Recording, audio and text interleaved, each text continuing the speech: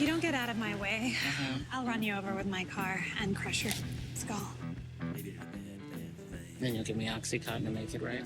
Watching any content on real-world issues can be a mixed bag. On one hand, the filmmakers have an obligation to be as accurate to the real story as possible. I mean, let's just be honest. If the subject matter is intriguing enough to make a series or a movie off of it, then you should be able to write a story around that and be pretty accurate for it to be thought-provoking and entertaining.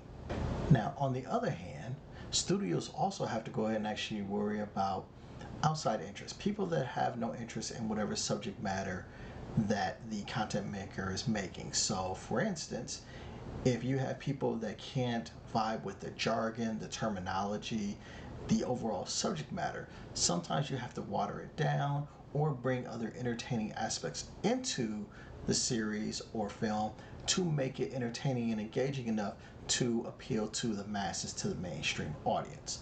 So you have to go and actually walk that fine line when you're basing content off of real world circumstances. So the story of Painkiller attempts to do both, and we're going to take a closer look at it to see where it's at and what entertainment value it has and what type of real world value it has as well. This type of drama can be categorized as a historical look back or as a whistleblower type of content, and those are stories that I like. So therefore, I'm going to go ahead and actually put myself as a main target audience for this. I'm going to go ahead and actually give that main character energy on this type of review. However, I'm going to go ahead and actually throw some breadcrumbs out there for casual viewers just so that you can go ahead and actually understand both perspectives, because you should always know what bias or perspective your reviewer is coming from when they give you a review, so you know how to go ahead and actually make that decision. You see, I like to watch the first 2 episodes of brand new content on the streaming platforms to see if it's right for you. I watch so you don't have to. If you like how that sounds, do me a favor, click like, share, subscribe. And now, let's get into this review.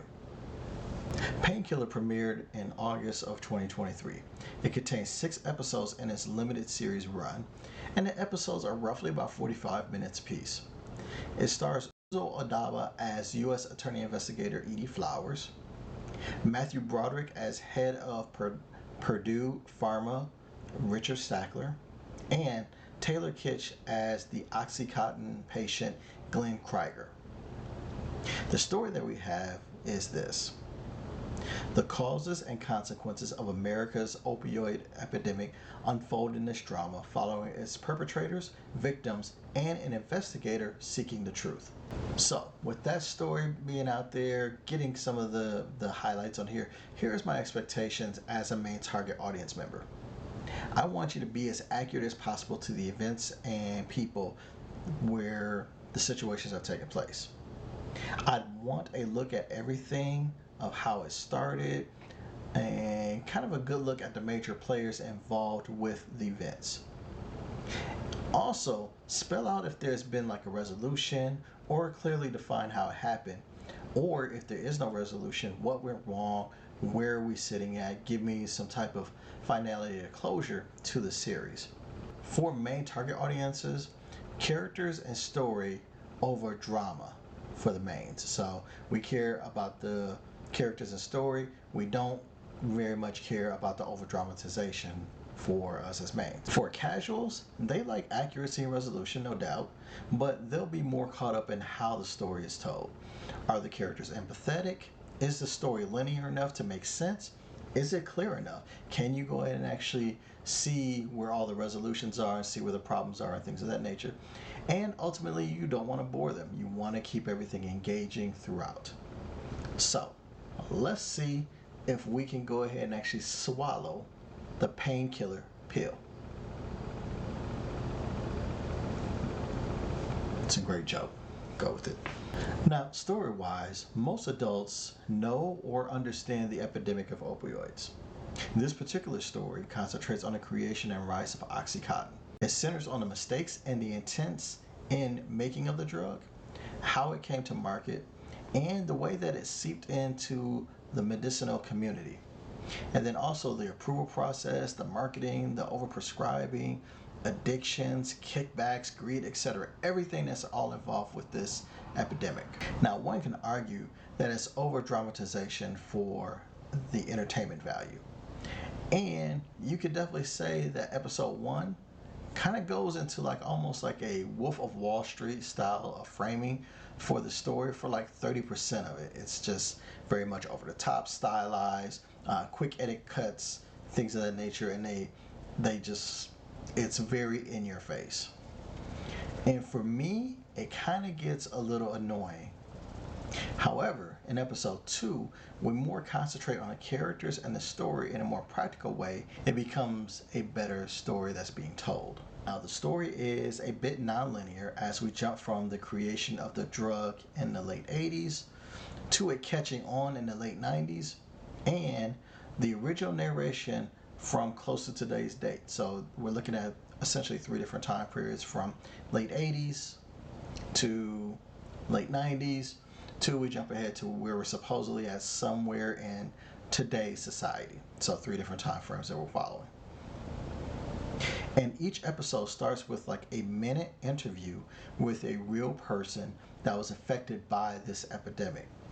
So the filmmakers clearly are trying to make sure that we understand that they're being serious with the target. They are not meaning to make fun of it or to go ahead and actually go too dramatized with it, because they are trying to hit home to let you know that there are still real world victims for this particular issue. So with all that being said, I'm going to say that mains and casuals are going to be fine with the way that the story is laid out.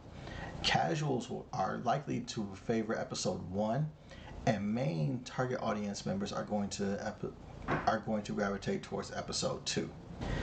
Now for the acting, Matthew Broderick is the biggest star in this series. And for the first 2 episodes, he's decent in his role. But he's not given much in the way of doing or saying much. But he's decent in the role as the person who takes over the big pharma company and drives the creation and marketing of the Oxycontin drug. The bigger carry is the character of Edie Flowers by Uzo Aduba. She's the investigator that is very dogmatic about nailing wrongdoers in the medical community. And she's one of the first to really start to understand the dangers of the drug. And she has a very commanding presence that you either love or hate the character, but you definitely respect her. So the presence that she puts forth on the screen can be very aggressive and stern, but she has integrity. And so her pursuing this seems very much like if you want to go in almost like a sheriff, tracking down their man. They're going to do what they got to go and actually do to make this happen. And that's the role that she's really playing, and it's a really good role for her. The other story that we kind of see playing out, at least in these first couple episodes, is how the drug affects real patients. And Taylor Kitsch plays a working man who hurts himself on the job and becomes kind of like the poster child for the drug's effectiveness. And then in time, he also becomes addicted to it. So Kitsch is actually pretty good in this role. You really believe him. You see the frustration, the pain, all that kind of good stuff. So he does a very good job on his role. There's some other good supporting roles, like by Dina Shanabi and Wes Duchovny as saleswomen for the company.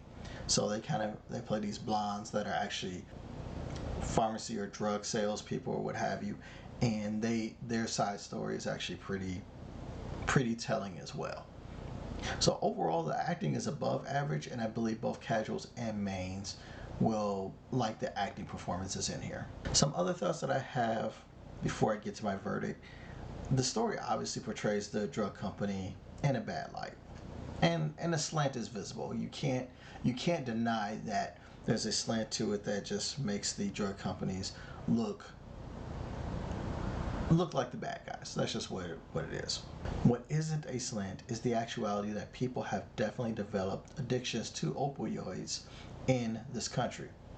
And it has led to broken families, broken and expensive healthcare system, and most importantly, deaths. A viewer will watch this series with a critical but compassionate eye to search for the truth in the story. So let's get to my verdict. For both main and casual viewers, I'm going to suggest watching 2 episodes. Now, as I stated before, the difference in storytelling is noticeable from episode 1 to episode 2, and it appeals to each type of viewer.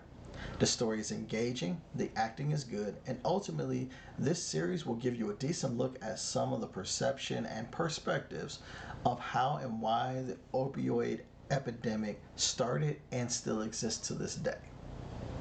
So again, for both main and casual viewers, I'm going to recommend to watch the first 2 episodes. And that's what I have for Painkiller on Netflix.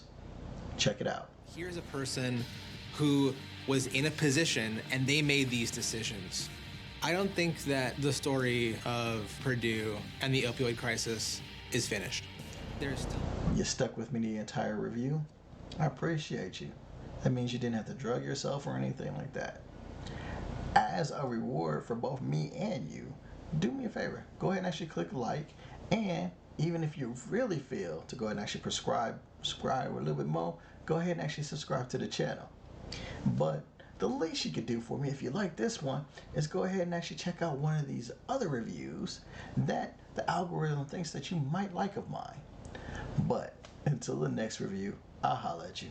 Take care of yourself.